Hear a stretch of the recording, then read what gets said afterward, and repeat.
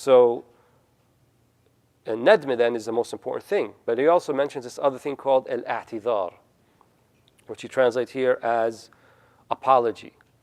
So the commentator said, a'tidhar liman, who are you apologizing to? Two things. One, it's actually an a'tidhar to Allah, first and foremost, right? That you are presenting a type of apology to Allah subhanahu wa ta'ala. And the way that we do apology in Islam is that you try to make amends. So if there were things, for example, you were neglecting, and one of the things you need to do is make up for that. You need to rectify the situation. So if there was a period in your life where you weren't praying, or you weren't fasting, or you weren't paying the zakat, it's fine to make tawbah and to be remorseful, but it's also important that you make up for that which you missed. So if you have prayers that you haven't done, you need to make them up.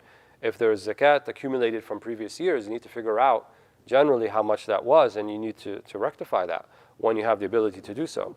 So a'tidhar to Allah, and also a'tidhar to people, which is kind of the more sensitive part. If you wrong someone, right, then you need to make amends to them. If you backbit them, if you slandered them, if you disparaged them in any way by something of the tongue, or obviously something physical, then these things have to be made amends for. So this is a'tidhar, right? At least seeking what we call istihlal, which would be to going to the person and say, forgive me, right? Apologizing, say, I made a mistake. And, we talked previous nights ago about forgiveness and asking for forgiveness, and I think today we have this kind of politician style of forgiveness, right? Which is, and I've received some of these, and perhaps I've probably given some of these, where you say to the person that you offended, well, I'm sorry if you got offended.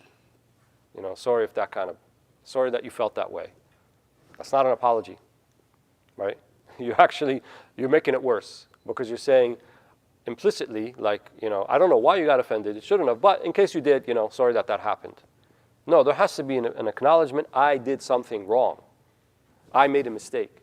I regret what I did, and I realize now that I made a big mistake, and I want to make it up to you. Can you forgive me? Rather than saying, well, we neglect to say, we're regretful to say that if anyone was caused offense by blah, blah, blah, blah, then, we're sorry about that. You don't put conditional phrases in an apology.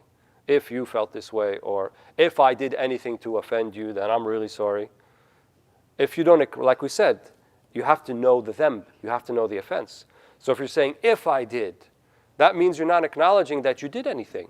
You're just acknowledging that the other person might have felt offended about it, not that you actually did something wrong to them. So when you apologize, don't make it a fake one. Don't make it a politician's apology, right? Make it sincere, and be sincere, right, in seeking that type of forgiveness. And then thirdly, he says al-iqla', which is to completely cease and desist from that thing that you need to make tawbah from. Because if you're continuing to do it and you're still asking Allah to forgive you while you're doing it, how sincere is that? So at the very least, you should have al-azm, a strong resolve that I'm going to stop doing this. Let's say you fell into it later on, even in the same day. That doesn't mean that your initial tawbah is not accepted or that it's not valid. No, it's still valid. But at the time that you do it, at least have the resolve that you're not going to go do this again, and you have to stop immediately, right, at the very least.